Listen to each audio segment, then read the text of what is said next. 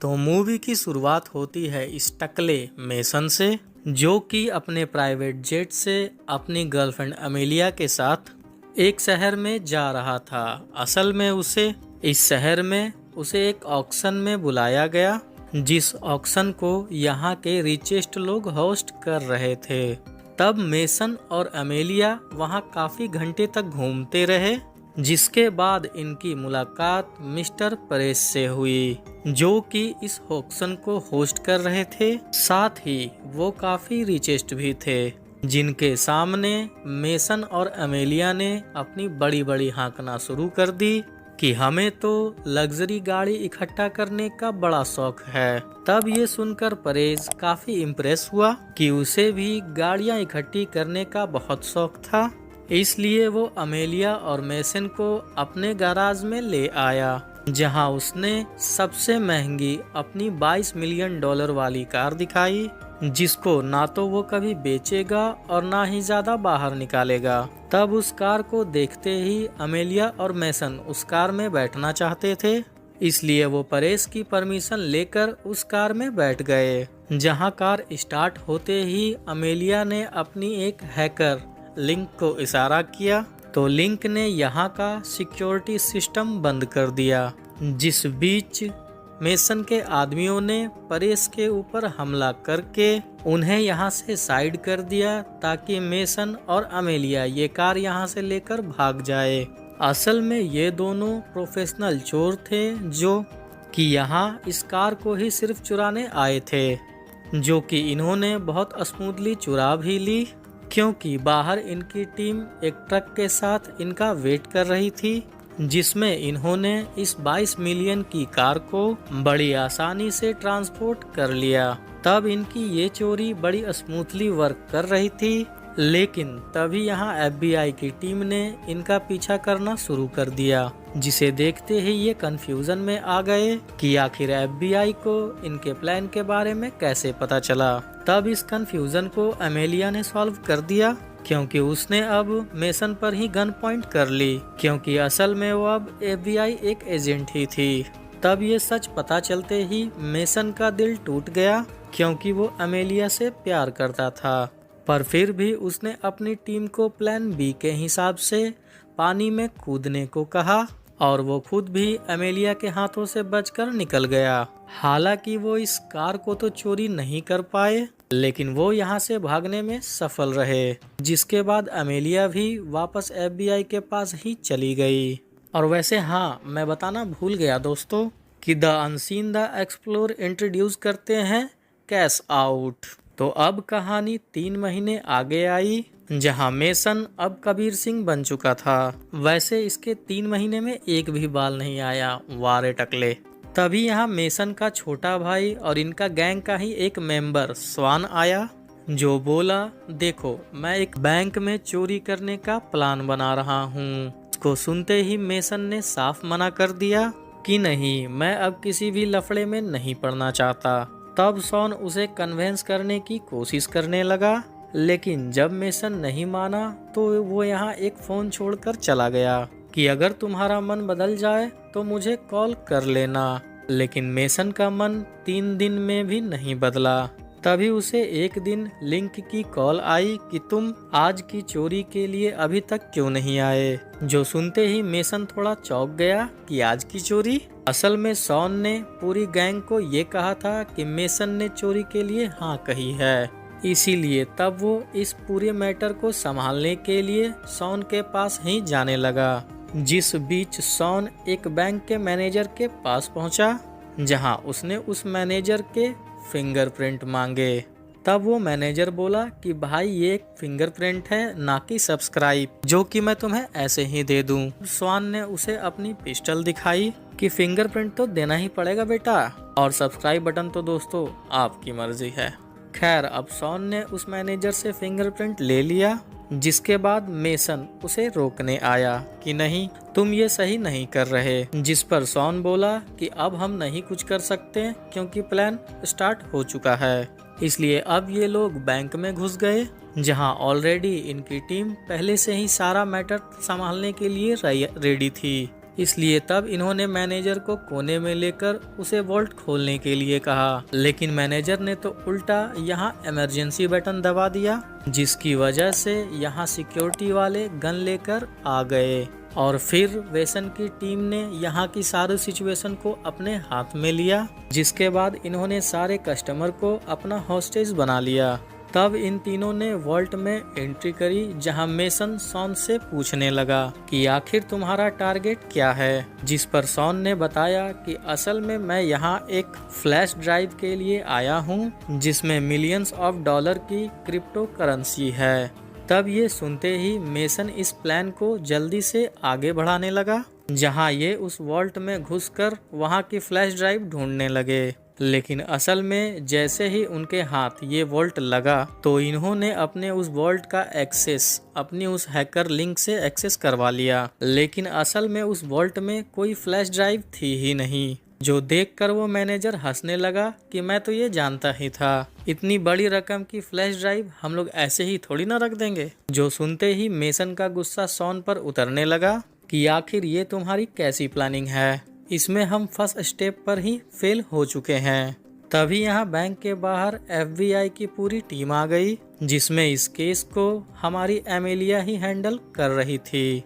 तब एमेलिया ने इनसे कांटेक्ट करने की कोशिश करी तो लिंक ने मेसन को बता दिया कि शायद कोई हमसे कांटेक्ट करना चाहता है। जो सुनते ही मेसन सॉन को उस मैनेजर पर नजर रखने का कहकर लिंक के रूम में वापस आया, जहां जैसे ही फोन पर उसने एमेलिया की आवाज सुनी तो उसे काफी ऑकवर्ड फील हुआ, लेकिन फिर वो अपनी सेंस में आया कि ये मेरी टीम को ही पकड़ने आई है। तब मेसन ने अपनी डिमांड रखनी शुरू करी कि सबसे पहले इस FBI को 50 फीट दूर कर लो, वरना मैं इन सारे हॉस्टेजेस को मार दूंगा। तब ये सुनते ही एमिलिया ने FBI को 50 फीट दूर कर लिया, जिसके बाद मेसन ने अपनी अगली डिमांड रखी कि मैं चाहता हूं तुम यहां बहुत सारे पिज्ज़ा और ड्रिंक्स भेजो, क्योंकि मेरी टीम और ये हॉस्टेजेस ने अपना लंच नहीं किया है। जिसके लिए एमिलिया भी मान गई, लेकिन उसने एक शर्त भी रखी कि अगर मैंने तुम्हें खाना पानी दिया तो तुम मेरे 2 हॉस्टेजेस को जाने दोगे, जिसके लिए मेसन भी मान गया। लेकिन फिर उसने एक और शर्त रखी कि वो सारे पिज्जाज को तुम ही लेकर आओगी, जो बात एमेलिया ने भी मान ली। अब इनके सारे आदान प्रदान के बाद मेसन ने अपनी टीम को ऑर्डर दिया कि हॉस्टेजेस को दूसरे रूम में शिफ्ट करो कि उनका खाना जल्द ही आता होगा। तब थोड़ी देर बाद एमिलिया वो खाना लेकर आ गई, जहां वो मेसन को इंकरेज करने लगी कि तुम अपने आप को खुद ही सरेंडर कर दो, लेकिन मेसन ने उसे मना कर दिया। जिसके बाद उसने वो सारा खाना इक्वली उन हॉस्टेजेस में डिस्ट्रीब्यूट कर दिया। जिसके बाद एमिलिया भी 2 हॉस्टेजेस को लेकर वहां से निकल गई। दूसरी तरफ लिंक और मेसन ने डिस्कवर किया कि ये जिस फ्लैश ड्राइव के लिए आए थे, असल में वो एक इजाबेल नाम की औरत का है, जो कि पॉलिटिकली काफी स्ट्रॉन्ग भी थी।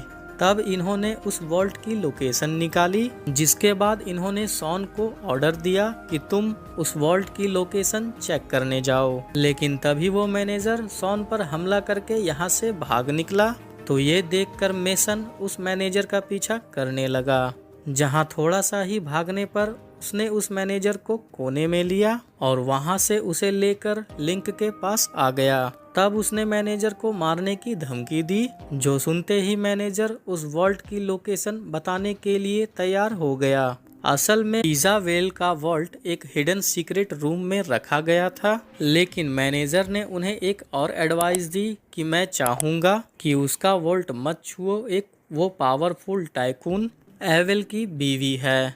असल में एविल बहुत बड़ा, यानी बहुत ही बड़ा पावरफुल क्रिमिनल था, जिसका कनेक्शन पॉलिटिकली बहुत ही स्ट्रॉन्ग था। इवन उस वॉल्ट में वो सबूत भी रखे हो सकते हैं, जिससे बहुत सारे गवर्नमेंट ऑफिशियल खतरे में आ जाएंगे। और हाँ, ये भी हो सकता है कि एविल अपनी अलग से फोर्स भेजे, क्योंकि वो वॉल्ट मेसन और उसकी टीम के हाथ ना लगे।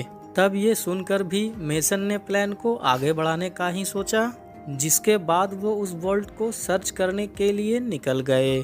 दूसरी तरफ बैंक के बाहर यहाँ एक एलेक नाम का आदमी भी आया, जो कि एविल का राइट हैंड था। तब उसने एमेलिया से पूछा कि FBI की टीम अभी तक अंदर क्यों नहीं गई, जिस पर एमेलिया ने कह दिया कि अंदर बहुत सारे हॉस्टेजेस हैं और अगर FBI टीम अंदर गई तो हो सकता है कि उन हॉस्टेजेस की जान खतरे में आ जाए।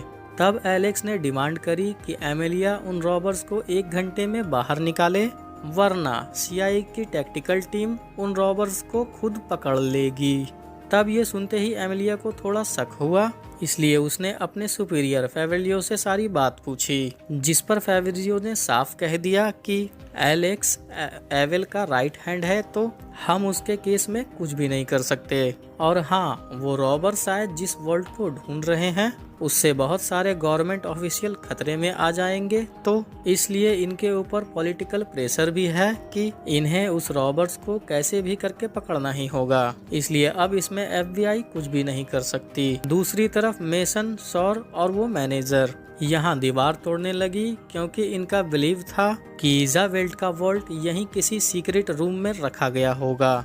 असल में ये दीवार तोड़ रहे थे और फिर और दीवार आ रही थी, तो पता नहीं कि कितनी दीवार तोड़ने के बाद इजावेल्ट का वॉल्ट आएगा, इसलिए अभी इन्हें दीवार तोड़ने देते हैं और हम चलते हैं हॉस्टेजेस के पास, जो बेचारे इस होप में थे कि जल्द ही इन सबको बचा लिया जाएगा। लेकिन यहाँ तो CIA की पूरी टीम बैंक में घुसने के लिए तैयार थी, जो देखते हुए एमेलिया ने मेसन के पर्सनल नंबर पर कॉल करके उसे कहा कि तुम जल्दी से सरेंडर कर दो, वरना CIA की टीम सब कुछ खत्म कर देगी। तब ये सुनकर जेसन ने उसे एक आइडिया दिया, अगर ऐसा है तो तुम यहाँ मीडिया को बुला लो, क्योंकि मीडिया के सामने ये CI वाले कोई गलत हरकत नहीं करेंगे। तब ये सुनते ही एमेलिया ने यहाँ मीडिया को बुला लिया, जो देखते हुए CIA के डायरेक्टर साइरस ने एमेलिया से डिमांड करी कि अब तुम इस केस से पीछे हट जाओ, क्योंकि अब ये ऑपरेशन CIA के टीम ही संभालेगी, जो कि यहाँ बैंक में अंदर घुसने ही वाले थे। इसलिए तब साइरस ने मेसन को धमकी दी, अगर अगले 15 मिनट में तुम लोगों ने सरेंडर नहीं किया तो हम बैंक की बिल्डिंग को ही उड़ा देंगे। जो सुनकर मेसन बोला कि अच्छा ऐसा है तो ज़रा एक बार टीवी देखना। तब साइरस ने टीवी पर देखा कि बैंक के बाहर मीडिया आ चुकी है, इसलिए अब ये लोग बिल्डिंग को नहीं उड़ा सकते, पर फिर भी उसने ये धमकी दी कि ठीक है, बिल्डिंग नहीं उड़ाएंगे तो अंदर ही आ जाएंगे। और अंदर आने के बाद किसी को क्या ही पता चलने वाला है कि अंदर क्या हुआ था। तभी इसी बीच मेसन की टीम को वो वॉल्ट मिल गया, जो कि एविल और इजाबेल को बिलोंग करता था। इसलिए तब मेसन ने लिंक को ऑर्डर दिया कि जल्दी से इसका लिंक एक्सेस करो, लेकिन लिंक ने बताया कि ये बहुत हार्ड है, इसलिए मुझे कम से कम 10 मिनट चाहिए होंगे, जबकि अगले 8 मिनट के अंदर CIA की टीम अंदर आ जाएगी।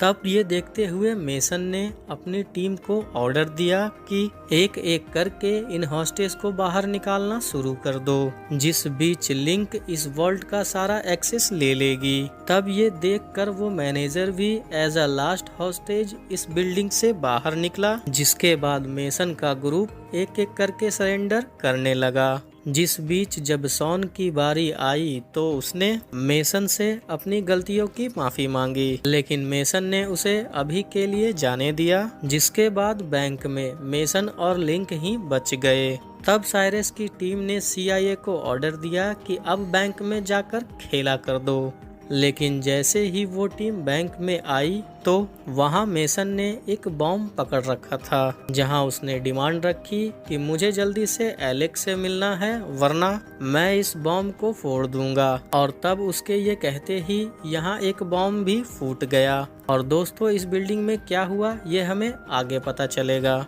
बाकी अभी के लिए मेसन सबके लिए इस धमाके में मर चुका है, और हाँ, CIA की वो टीम भी मर गई। बाकी इस इंसिडेंट के बाद एमेलिया ने खुद को FBI से रिटायर कर लिया, क्योंकि वो इतने करप्ट लोगों के साथ काम नहीं करना चाहती थी। जिसके अगले दिन वो यहाँ से एक बीच पर पहुंची, जहां उसकी मुलाकात मेसन से हुई। तब हमें पता चला कि मेसन तो उस बम धमाके में बच गया था और असल में ये तो इन दोनों का प्लान था कि कैसे परेज वाली कार की चोरी को फेल करके वो FBI में अपनी ऑनेस्टी बना लेंगे, जिसके बाद इन्होंने इस बड़ी रॉबरी की तैयारी की थी। और हाँ, अब उस रात उस बैंक में क्या हुआ था ये देखते हैं। असल में इस बैंक में एलेक्स तो आया था, जिसको मेसन ने धमकी दी कि मैं इन सारे करप्ट ऑफिशियल के क्राइम एक्सपोज कर दूंगा जिन्हें एविल कंट्रोल करता है। तो एलेक्स अगर चाहता है कि ऐसा ना हो तो वो मेसन और उसकी टीम की अकाउंट में 10-10 मिलियन डाल दे, साथ ही $1-1 मिलियन उन हॉस्टेसेस के अकाउंट में भी डाल दे। और तो और उसे मेसन और उसकी टीम की एक अलग पूरी नई आइडेंटिटी बनानी होगी। तब एलेक्स ने ये सारी बात अपने बॉस एविल से डिस्कस करी, जहां एविल मेसन्स की सारी डिमांड मानने के लिए तैयार हो गया। इसलिए तब इन्होंने वो बॉम्ब जानबूझकर फोड़ा ताकि सब लोगों को ये लगे कि मेसन इस बॉम्ब ब्लास्ट में मर चुका है, जबकि वो तो यहाँ एमिलिया के साथ मजे ही मजे कर रहा था। तो दोस्तों, अब ये कहानी आपको कैसी लगी लाइक कमेंट्स करके जरूर बताना। मुझे पर्सनली काफ़ी ये मूवी अच्छी लगी। बाकी अगर आप चैनल पर नए हो तो सब्सक्राइब भी कर लो मेरे दोस्त। अब हम मिलेंगे अपनी अगली वीडियो में, तब तक के लिए जय हिंद।